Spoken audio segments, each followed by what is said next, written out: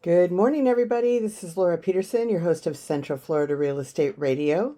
I'm from Your Home Sold Guaranteed Realty, and to discuss the sale of your home, you can call or text 407 566 2555. That's 407 566 2555. So, lots of great information to go over today, and starting out with the what's going on in the market is what I always do. And I always listen, and I always think, my goodness, everybody's coming from the doom and gloom standpoint, and we really are not there. And we've been holding very steady for a long time, for the last 3 years, I believe, maybe even four. I don't know. You lose kind of track of time, but basically, ever since the interest rates changed, when they were at 3 and 4%, and then then they went up to about 7. This week they're at about 6.5. And so basically, depending on where they're at and what's going on and all that kind of good stuff, is kind of dependent on our market. Our prices have not been changing, but because the interest rates changed, several years ago, when they went from 3 probably to 6, or 4 to 7, basically it was a big change for people in their affordability if they were making payments. So it really didn't affect necessarily the baby boomers and that kind of stuff, because they'd already been through this multiple times in regards to the interest rate swings up and down. And 6 to 7 is kind of an average interest rate as we go along. But there's a lot of talk about it and everything like that. And we don't have houses flying off the market at this point in time. But in some neighborhoods, and if they're priced right, they definitely are going to fly off the market. But basically, when you're looking at it, the number of houses went down, so the inventory went up. And they're like, oh my gosh, the inventory is 8 times what it was 3 years ago. Okay, well, we were sitting at a half a month's of inventory, which was very unhealthy. So anything pretty much that went on the market went right away. And so it was, kind of a feeding frenzy. It's like, if you've ever seen that kind of a thing where everybody's just attacking the houses, that's kind of what was going on. And that wasn't a healthy market either. So you could look at that and you could say, oh my goodness, the houses, the number of inventory went up 8 times or 9 times or 10 times or whatever. And you would think, oh my goodness, this is terrible. The world's going to fall apart. Whereas basically between a 4 and 6 month inventory is considered normal. And that's absolutely where we're at today. So when it comes down to it, you want to basically make sure that you're looking at apples to apples, that you're looking at the right thing. And that's what I try to do every week in regards to these stats and letting you know what's going on.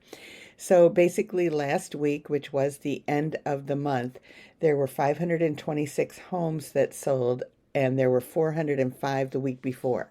So we've been looking at in the neighborhood of a low 400s or whatever, houses that sold every week, week to week, when it's not the end of the month. For some reason, at the end of the month, everybody kind of goes, okay, we need to get it done now. And maybe part of that is because people are moving out of maybe an apartment or something that they paid for at that point in time. I know that when it comes to builders, they like to get it in for their, for their reports and all of that kind of good stuff in regards to what they did and what they're doing. But for some reason, there is a more than average number of homes that sell the last week of the month, and this was no exception. So we were at 526 versus 405.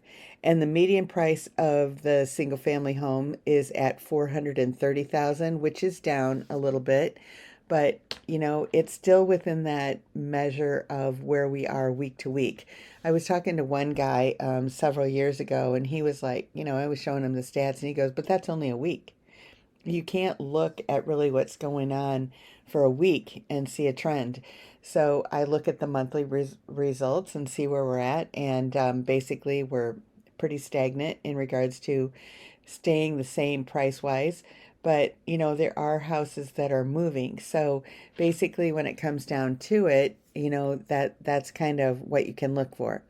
The inventory decreased by 156, which in my mind is always good.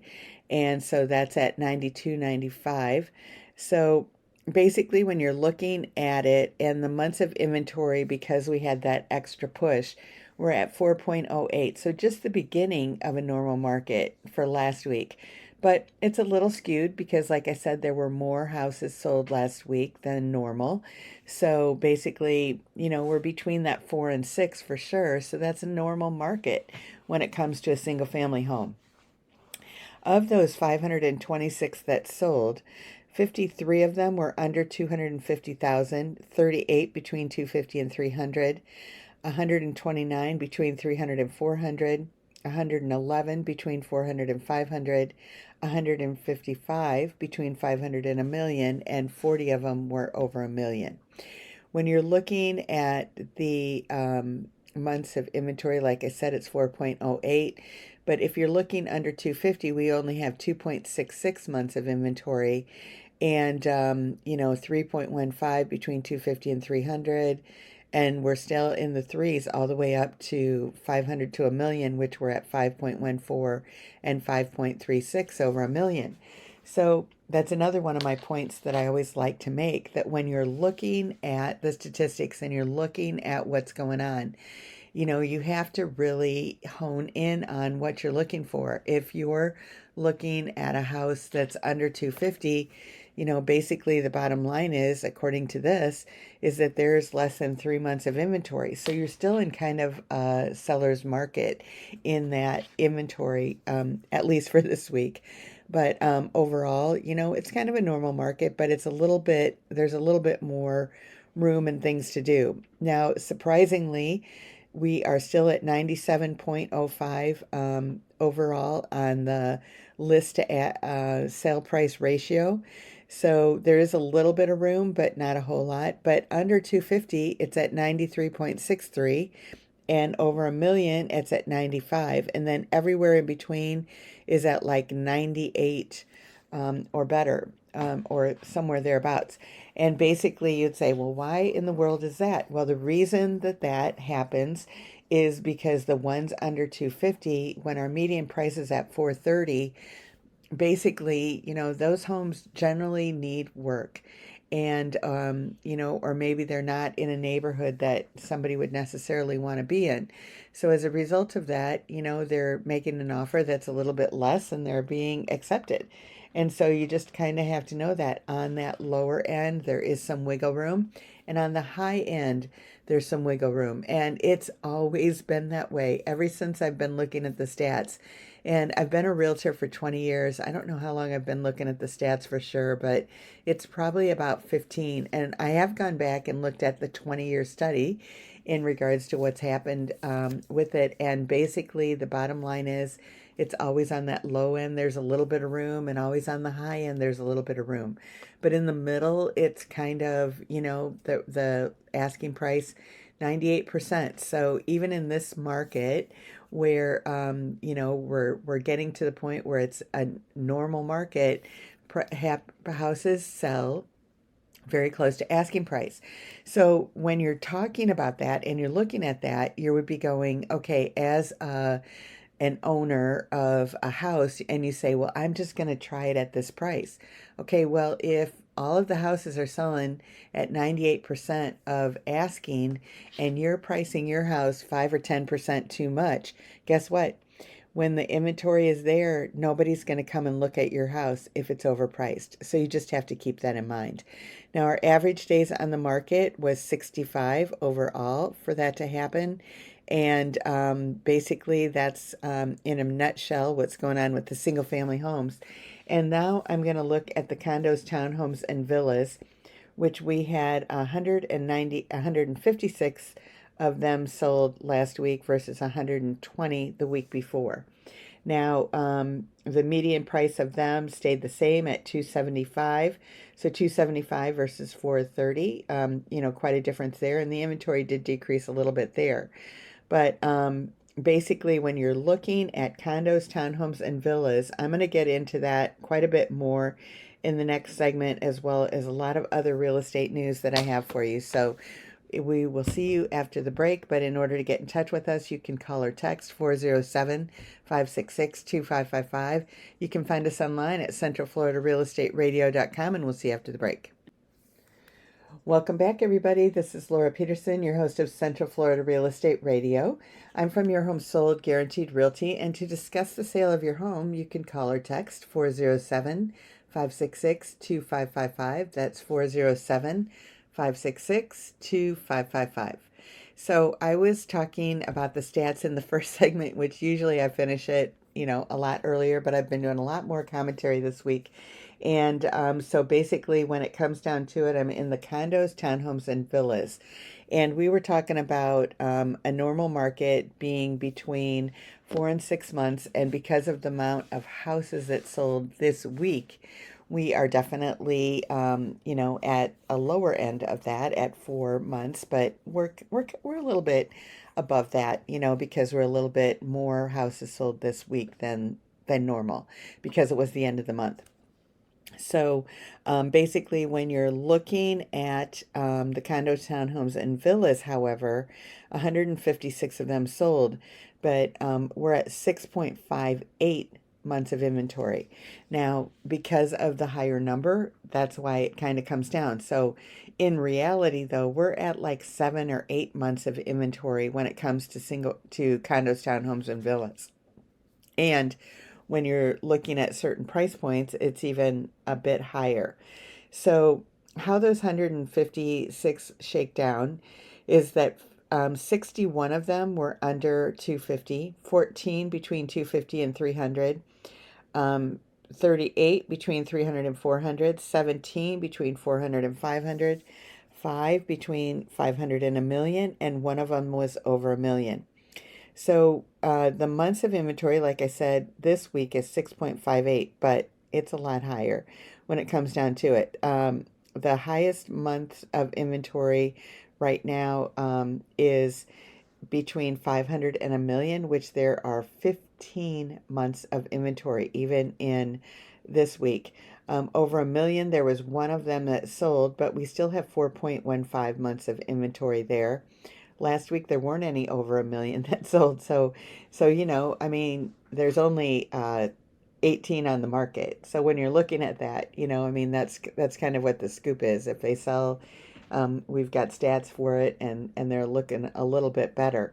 But when you're looking at it, basically the surprising thing is that they're still going at 96.58% of asking price with that much inventory.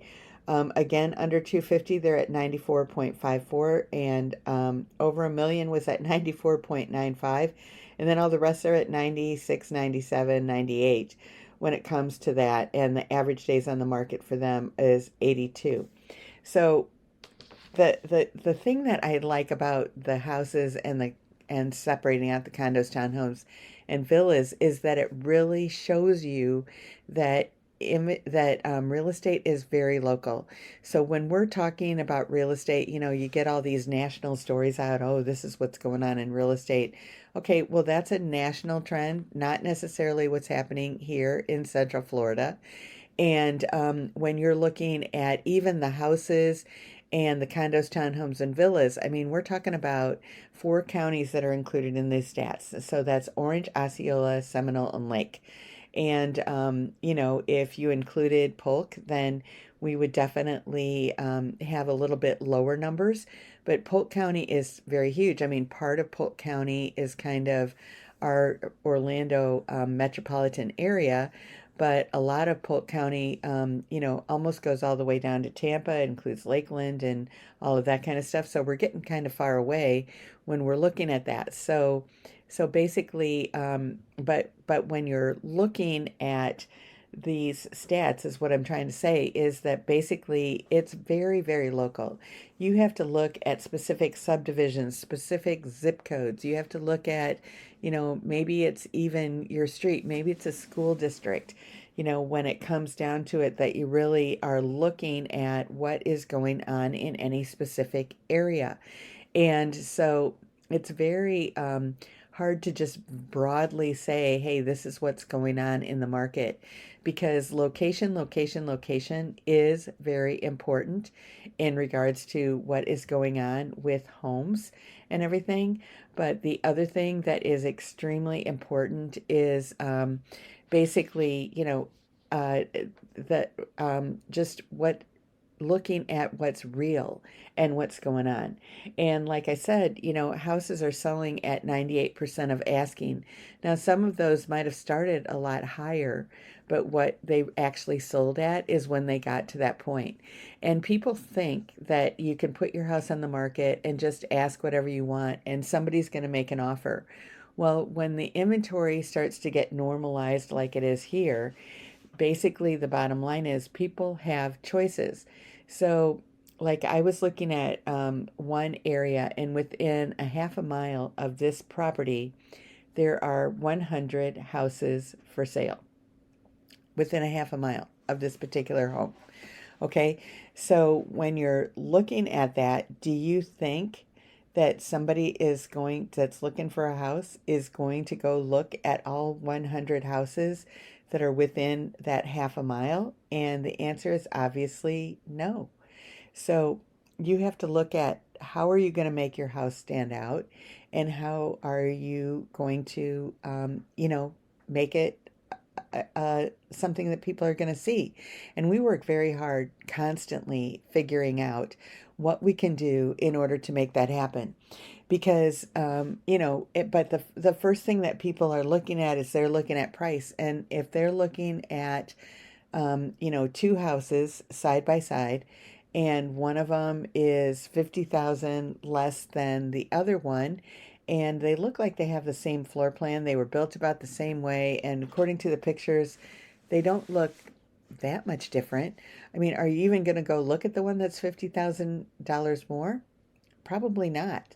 And that's kind of what happens. And so basically, it's like you as a seller need to know that and need to look at it. So I'm not here to doom and gloom you and all that kind of good stuff. I'm just telling you, you need to be realistic. And there are still areas that properties are going under contract in a couple of days.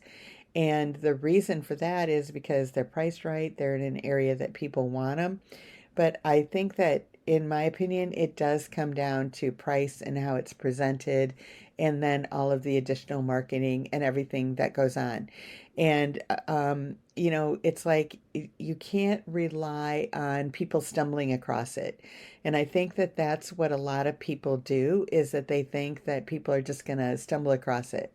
I'm going to put my house on the market. It's going to be on Zillow, Realtor.com, Redfin, which are kind of three of the main sites where people look.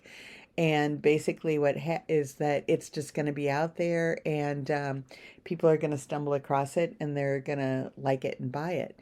And the bottom line is no, there are a lot of choices out there. There are a lot of things that are going on out there, and you're competing with a lot of properties out there. So, how do you make yourself different? How do you stand out? And that's basically what we spend all our time working on, is how to make you stand out, how to make it so that you're unique, how to make it so that people choose you as opposed to the house next door. And basically, we are very price sensitive in this market. And when you can see that the houses are staying stable, and they have for the last 3 years, the chances are more than likely you're not going to get, a lot more than your next door neighbor did. And the thing is that people always say, but I upgraded, but I did this. But the bottom line is, you did that for you. It may be to your taste. It may be something that everybody wants, and it may not be. But if you have everything in move-in ready condition, the thing that really makes a difference and that matters is that what happens is that people look at your house versus another one, and they go, I want this one over that one. And at the same price, they're going to go, I'm going to choose yours. At maybe $5,000 more, I'm going to choose yours. At 50,000 more, they're not going to choose yours. And so basically, that's kind of what the scoop is. And they're not going to make an offer because they traditionally only buy 2 or 3% less than asking price. So basically, they might try that, but the seller isn't going to take it at that point in time. And so they don't end up, going off the market. So you have to be very careful. You have to know what you're doing. And if you're a buyer, I'm telling you, it's not any different. You have to know what you're doing, and we have strategies for all of that. But in order to get in touch with us, you can call or text 407-566-2555. You can find us online at centralfloridarealestateradio.com, and we'll see you after the break. Welcome back, everybody. This is Laura Peterson, your host of Central Florida Real Estate Radio. I'm from Your Home Sold Guaranteed Realty, and to discuss the sale of your home, you can call or text 407-566-2555. That's 407-566-2555. So one of the things that I wanted to talk to you about is new construction. And usually it is a premium to get new construction, meaning that if you were looking at a new home versus a rebuilt or a resale home, somebody has lived in it already, new construction is usually a little bit higher, and that's just kind of the way that it always has been. But basically, what's going on today is that the new construction people, they know that they want to sell their houses, and they do. And so basically, they have to compete. And so what they are being more plentiful nationwide and a better value on a per square foot basis, particularly in the South. So basically, the premium on them has hit an all-time low at this point in time, and the prices fall in 30 metros with the sharpest drops in the South. And basically, what it comes down to is that you can definitely shop them. And a few years ago, I was talking about earlier in the show that there was a time where the properties we only had like a half a month's of inventory.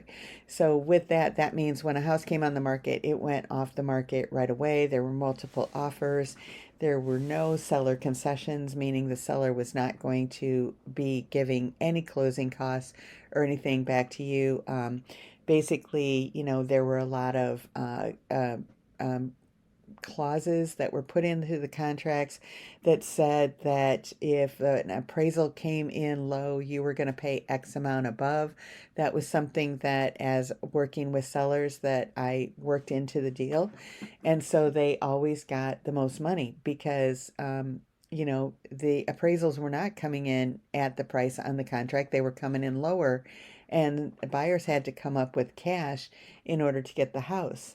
And I was talking to a realtor a couple of days ago, and he was telling me that when that was going on in his particular area, he was actually in Dallas, that I was talking to him, and he was saying that, he would tell the people that, they were like, I want to spend 50,000 above asking. And he said that he told them not to do that and that kind of stuff. And so they took extra long in finding houses and all of that, but they were satisfied with what they bought. It sounded like, from what he was saying. And the thing is that maybe as a consumer, that's what they wanted to do.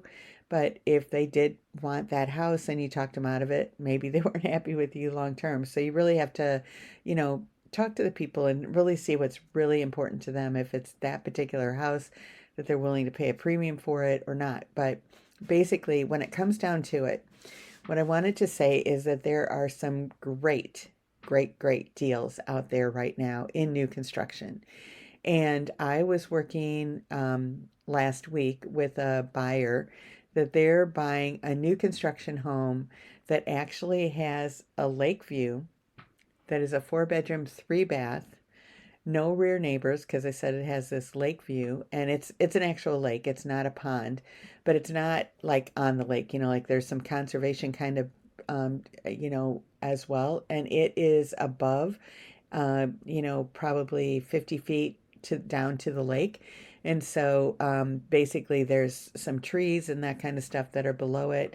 They have a walking path behind them, and that's it, and no neighbors on one side, and then on the other side of the street, they actually have like a little park. And so they thought this was absolutely great. It's about 2,200 square feet, I believe. And the price point, get ready for it, is 319,000. 319,000. Now our average price for a single family home is 430. So, what a great deal, right?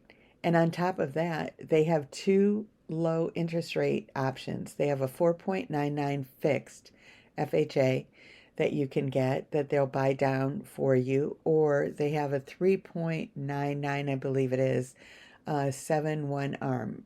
So that means that it's going to stay the same for 7 years. And so these people, basically, they're retiring in 5 years. They know they're going to get a lump sum payout, and so they're planning on paying off that house in 5 years, so that 7-year arm, works out for them.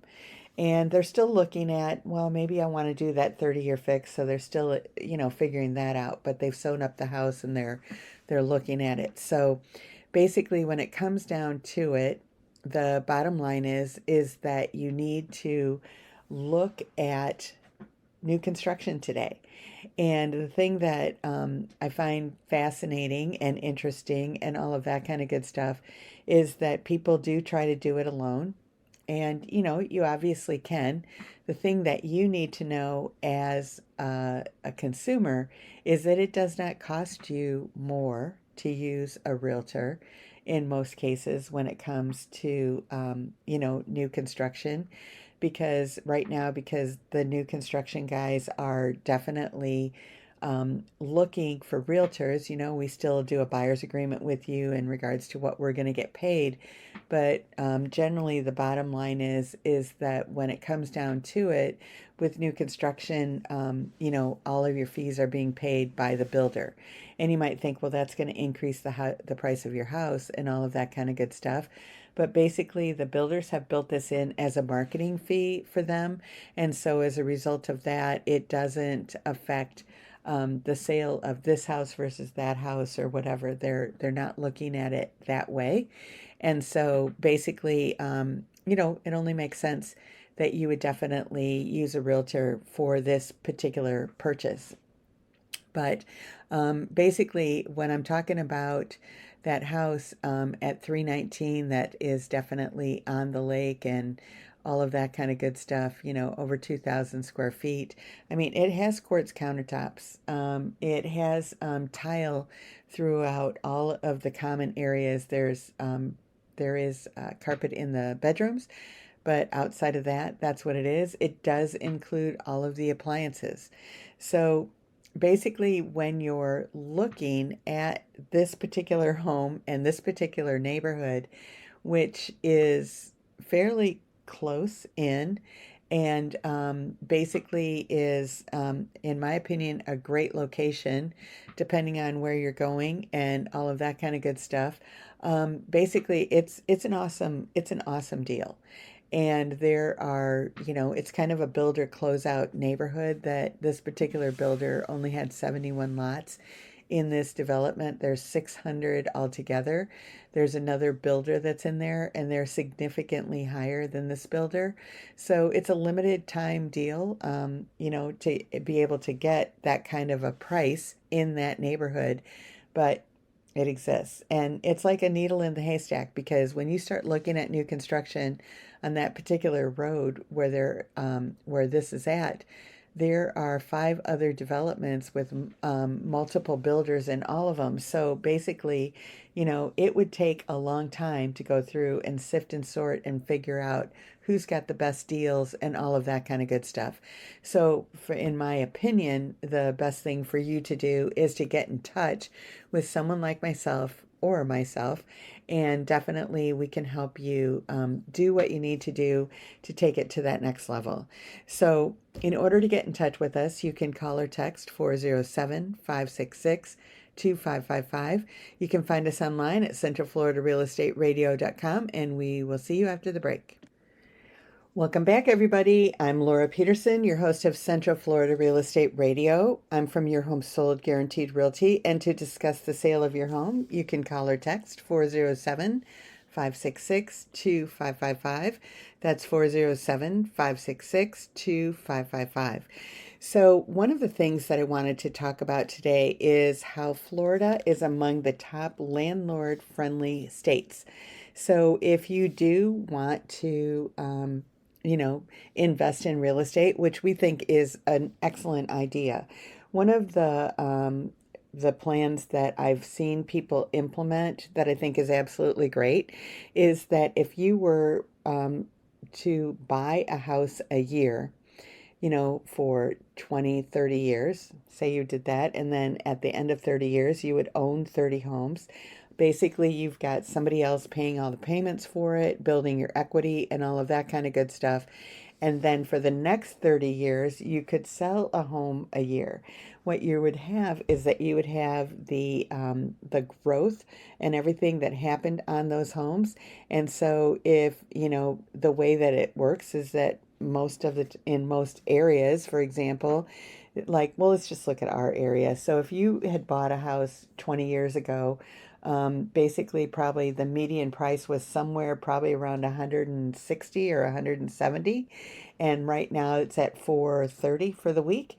So basically, that's a huge increase to begin with, and so you would be able to, live on, if you could live on that 400,000 for the year, because the mortgage would have been paid off and everything by your renters, and a lot more than that, and all that kind of good stuff too. So it kind of, you buy a house a year, and then when you retire, you sell a house a year. So basically, if you wanted to do that, that would be a really good plan, I believe. And we have systems and ways to use other people's money in order to do that. But what they're saying in this article is, it says that Florida is among the top landlord friendly states. It ranked high for no rent control, quick evictions, no state income tax, and strong rental demand driven by tourism and steady population growth. So basically, when it comes down to that, the criteria for ranking these states came for an eviction process. Removing troublesome tenants shouldn't be drawn out. Unpredictable and an unpredictable deal. The prioritized states with shorter eviction notice periods, streamlined court procedures, and laws that facilitate landlords' quick recovery of their property when tenants violate the terms of their lease.